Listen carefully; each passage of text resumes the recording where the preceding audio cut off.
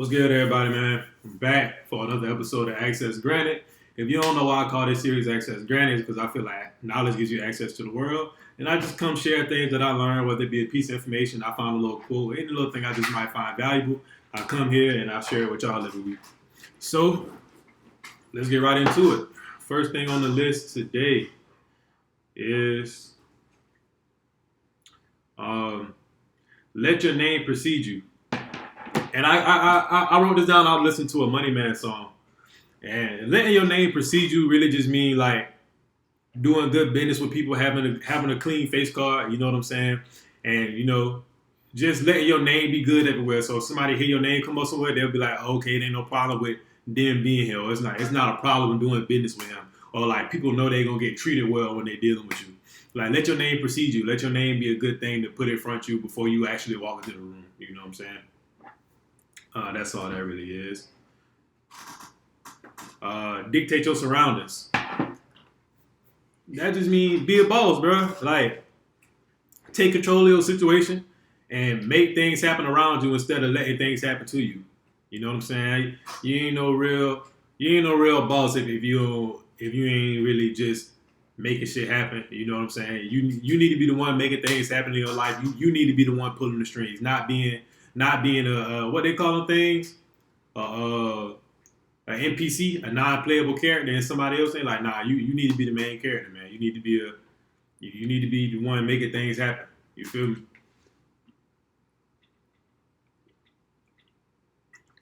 You gotta dictate your surroundings, bro. What's next?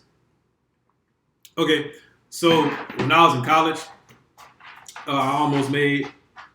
And I wasn't thinking of it as a bad decision then, but now I am where I am, and I understand a lot more things that I understand just about the world and about money. I almost made a bad decision. I almost bought a car that I knew I couldn't afford back then, but I just wanted to do it just because I felt like and because I had a car, but I just wanted to. I was getting into the hype. I wanted to buy a Challenger. I seen people buying this and that and this and that, and I would have had that car payment in college that I knew I couldn't afford back then.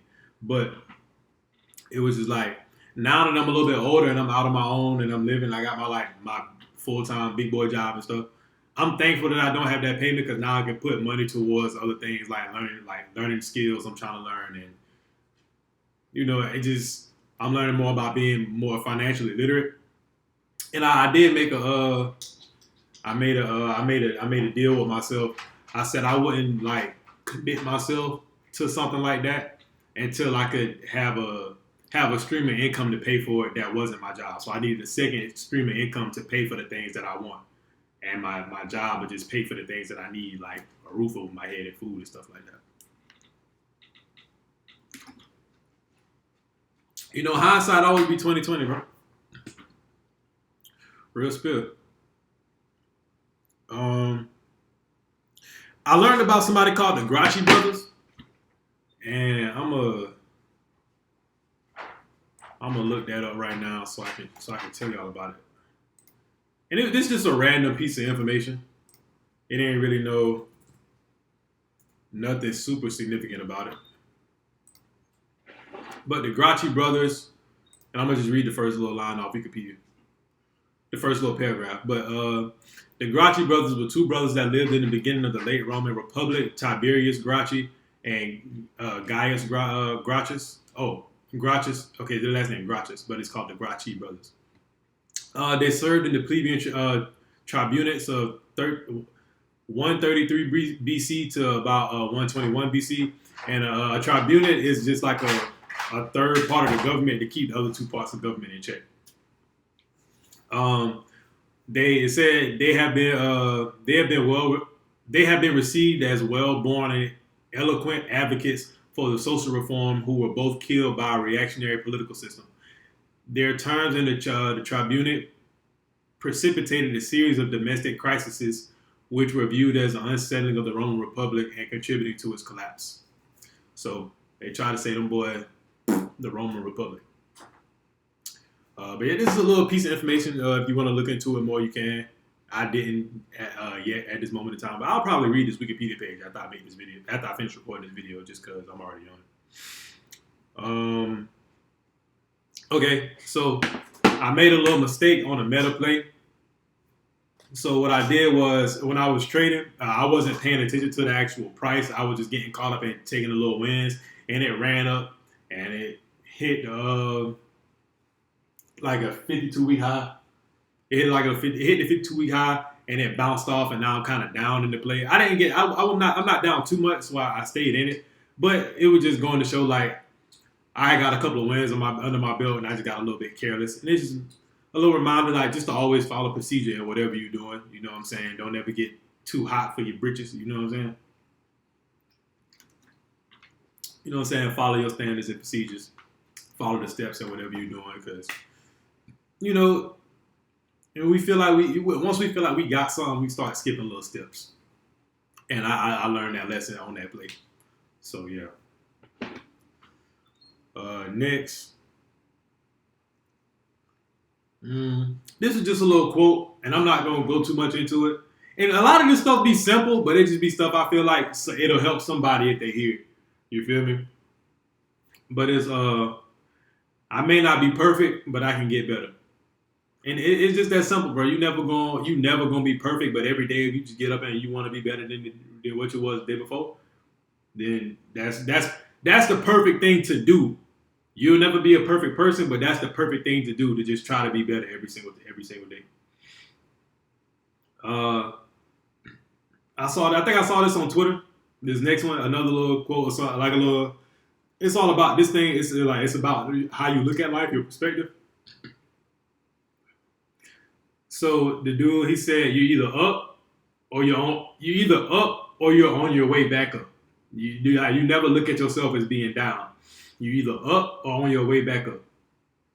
And I feel like that's a good way to look at life. Like, don't ever feel down and out about yourself. Just say, hey, I'm on my way back to where I was, or I'm on my way past where I was. And that's just a better way to look at things, is saying, oh, I'm all down on my days. You don't wanna act like that. You don't wanna feel like that. All money spends the same. Like, don't ever be too cool to get money a certain way. Like, bro, whether you the trash man, whether you trade Yu-Gi-Oh! And Pokemon cards, whether you scuba dive and you catch turtles for restaurants, or like whatever you might do. You know what I'm saying? Like, all money spend the same, bro. Find you a way to get you some racks, and you stick with it, and you scale it, do whatever you need to do, or take that next step to wherever you need to go. Go back to something I heard.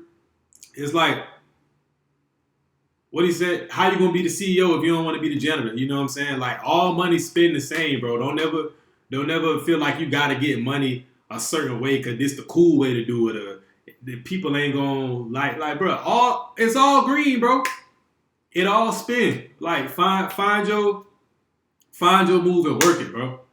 Find your move and work it, bro. All money spend the same. You ain't gotta be ashamed of how you get money, no type of way. Cause a real hustler, they gonna respect the grind. You feel me? If somebody's shaming you for where you getting money, bro, that ain't the type of person you want to deal with, no way, bro. To keep it 100 with you, you shouldn't even care what they think if that's how they feel. Like, oh, you got to be getting money a certain kind of way. Like, bro, no, bro, you get it how you live. All of it spend the same, bro. I feel like people would rather make, bro. A lot of you not, bro. I know it's people out there in the world. They would rather make $30,000 a year selling weed because it look cool. They make $150,000 a year to go be a trash can, to be a trash man for waste management. And it's like, bro, that's just so stupid. Like, all money spend the same, bro. Like, you don't gotta look cool to get no money, bro. Man, people head messed up behind that, man. But yeah, all money spend the same, bro. Okay, so this is a little Latin phrase, and I need to look it up because I forgot exactly. Well, I ain't gonna say I forgot. I never wrote it down, but I did look it up at the time. It's capit sensi.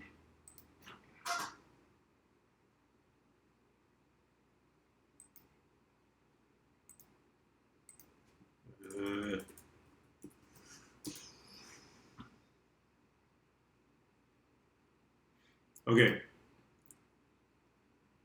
So caput sensi were the lowest class of citizens in ancient Rome, people not of the nobility or middle classes. It's a Latin term which means those counted by head. In the ancient Roman census, also known as the head count, the caput sensi owned little or no property, so they were counted by head rather than by their property. So I guess they counted people by property back then, and not necessarily by the person, but the people ain't had shit. So they counted them by the actual people, which is weird. I feel like you would count by people naturally anyway. But just another little thing I learned in a bookski. You feel me? What's next? Oh, I learned how paganism came about. So paganism is like, and I'm gonna look up the actual definition because paganism.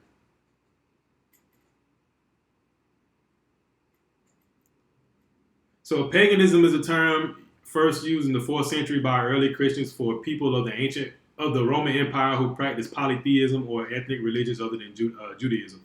So paganism came about when like the ancient Roman Empire, they would like conquer a lot of different little areas, and everybody had their own little religions and gods, and they were all of them served different people. So that's how paganism came about. I'm butchering a little bit. I'm like cutting out certain little stuff, but that's how it started.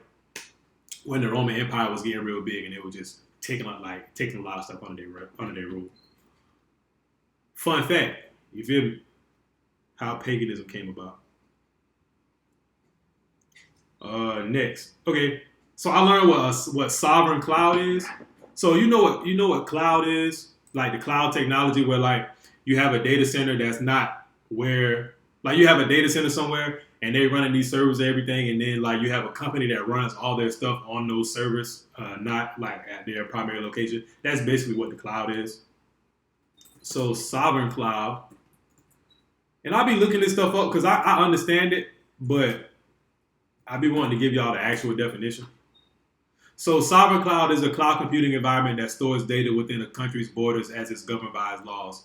This protects data from foreign access and ensures that it is stored in compliance with local laws. So sovereign cloud is like a cloud environment that gotta follow certain like laws, like governmental laws and regulations and shit like that. Sovereign clouds are also known as government clouds or national clouds.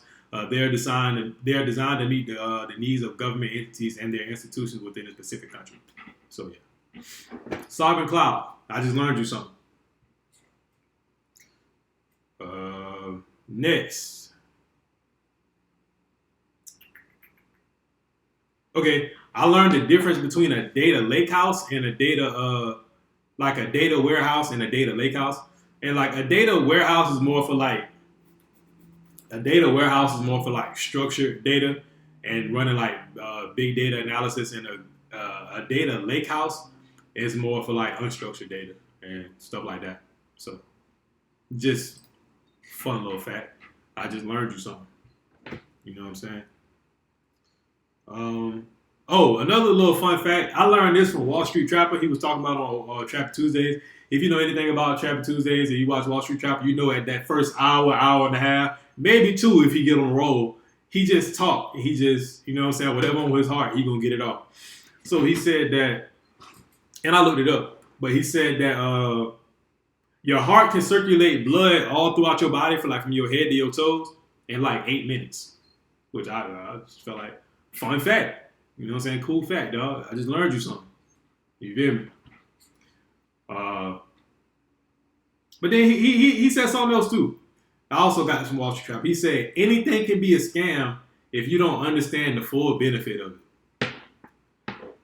And he used the example I would have used myself when people talk about college. When people say, oh yeah, college is a scam, you paying all this money, you just gonna be in debt, you can't get a job. Man, I'm keep it real, bro. If you go into college for some bullshit, then yeah, it's a scam. Or if you're not going to college, you're not networking how you're supposed to, then yeah, it's a scam. Like if you're not using it for everything that it's meant to be used for, like if you just going to college to party and barely go to class and you just barely want to pass before you get out, yeah, it's a scam. You just wasted a bunch of money. But if you're really using the resources that you have available to you on a college campus, bro, from the people to the software to your professors can be resources. Like it's a lot of stuff you can get from going to college. And then, not to mention, if you just go to college for something worth going to school for, then it's very much worth it. It's not a scam, bro. But let people these days tell it. You know, it's just 0 point in going to college for anything. You know what I'm saying? So, whatever. And I was gonna say something else, but it slipped my mind, so I'm not even about to try. What's next? We're 15 minutes in. Oh, we good.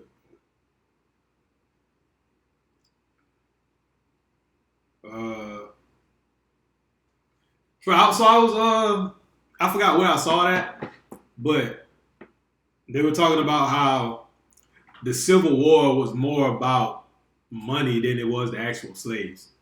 And the way the person matter of fact, Trap was talking about it. Trap was talking about it. And then I asked one of my homeboys about it too. But so he was basically saying like the North didn't really care that, black people were like enslaved or whatever. They just cared because the South was making so much money off of the free labor. Like they were a lot more So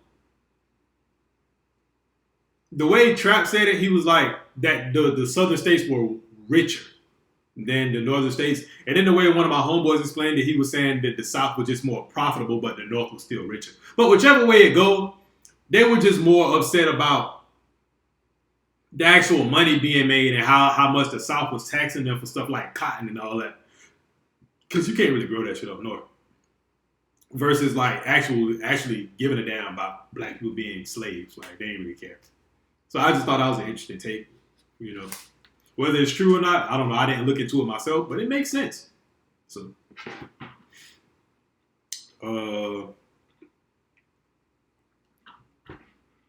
what's next?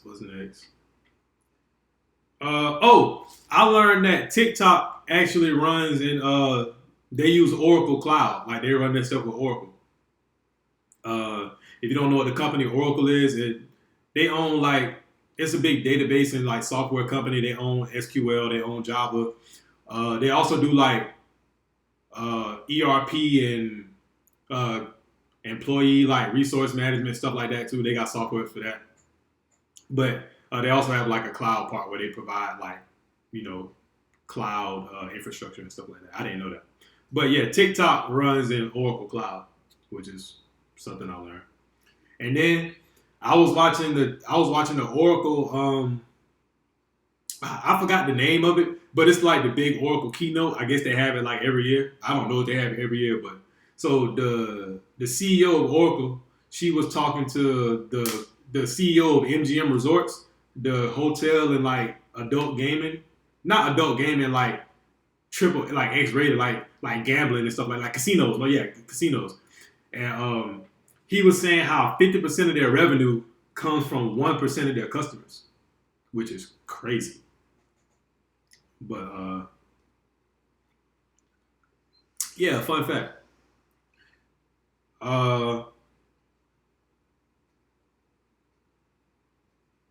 Okay, so I was reading this book right here, right? Called 21 Lessons for the 21st Century. And this is a great book. I have a hard time putting this book down when I'm reading it. But he was talking about how when biotech and infotech have this cross section with AI and they start figuring out these things about the human body to start maybe doing stuff like prolonging life and whatever things they figure out, that's gonna determine how the human race, like what happens to the human race in the future. And you know how like regulations and like stuff like that, they severely lag behind like technological advances. Like it takes a long time for regulation to come out about like these new technologies because it's a long drawn out process. You got to do research. Like, there's a lot that goes into it. And he was saying how, and I wish I knew what page it was on. Let me see.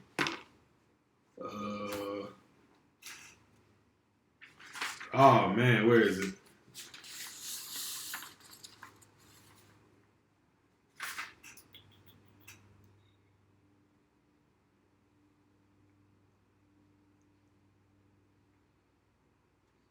Oh man, but he was basically saying how shareholders are the least patient people, and shareholders are going to be the ones to push these companies to make more and do more and like change society in such a drastic way because they're so impatient about getting a return on their money.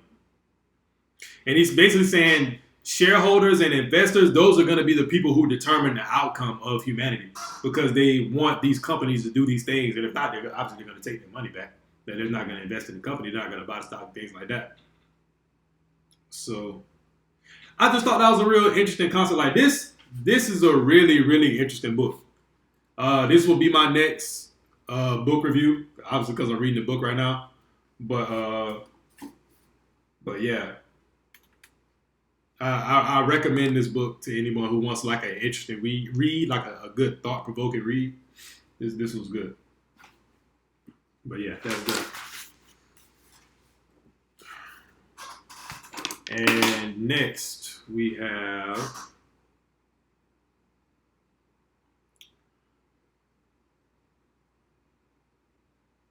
also in that book, and I kind of said something about it already, but the merging of biotech and infotech, I just thought it was interesting because this book was written in 2018, and I said I was watching the Oracle keynote thing, and the CEO also spoke to Jensen Huang, the CEO of Nvidia, and he was just talking about that cross section between infotech and biotech as well. So I just thought it was interesting how So I found out that I think it was in this book too that Russia is one of the most unequal countries in the world. And like I said, and this stat is from 2018, but it says 87% of the wealth is concentrated within 10% of the population. And obviously, America has that kind of problem too. I just didn't know it was a problem like that in Russia as well. I didn't know that. I'm gonna skip that one. I'll talk about that when I do the book review. Okay, so he also says that panic is a form of hubris, right? And so the definition of hubris is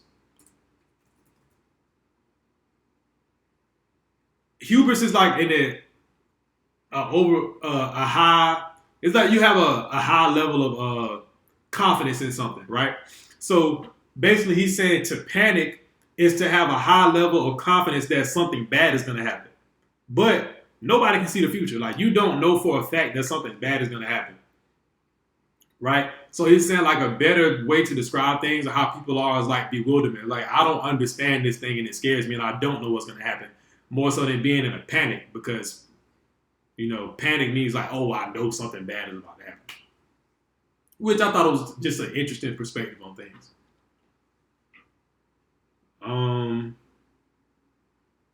A Luddite, it's a word. Let me look it up. Luddite. This is a person opposed to new technology or ways of working. Oh, that's derogatory. The historical meaning of the word is a member of any of the bands of English workers who destroy machinery, especially in cotton and wool mills. So a Luddite is somebody who just opposes change, like advancement of technology. A Luddite. Luddite. I just learned you something. Ooh, I just learned you something.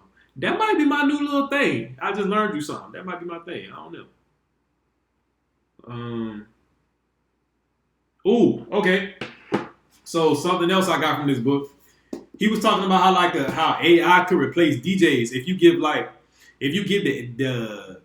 the AI the right like biometric sensors and hook it up to your body in certain ways. So like when you listen to music, it'll analyze like the changes that are going on inside of your body, like when you like something, when you dislike something. So over time with information from you and like millions and billions of people around the world, it'll be able to like pick the exact type of song for like your mood and like the exact type of pitch changes and like bars and stuff. Like it'll be able to get the exact thing that you like because it's paying attention to the things your body is putting off when you do something like listen to music. Or like for Netflix, it'll be like how you pay attention to a movie or a TV show and seeing if you actually really like it. You know what I'm saying? And I just thought that was like something super, super interesting. Super interesting.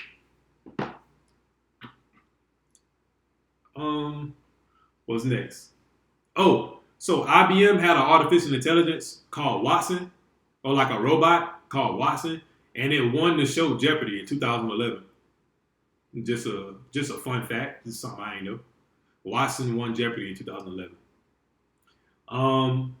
Also, on that same note, so they had they have AI that plays chess against like people or whatever, and they have like AI human co-teams and stuff like that.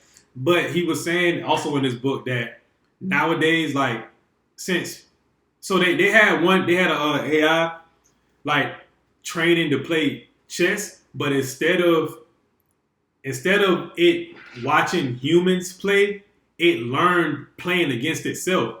So from playing against itself, it didn't like learn any of the things or like the typical patterns or something that a human would follow or whatever. So they say now when they judge to see if a person is cheating at chess, if the move is too original and unconventional for something that a person would do, they consider it to be like they say, oh, you had to have cheated because a person wouldn't have thought of doing that on their own. Only like because like when the computer learned to play chess against itself, it was doing things that no person had ever like thought to do before. So really, really interesting concept, bro. Like I said, I really recommend this book to like if you're interested in just hey, good read right here. I'm on chapter like 4, but yeah, good read. And I think this is my last topic. Yeah, okay. So the last thing I'm talking about is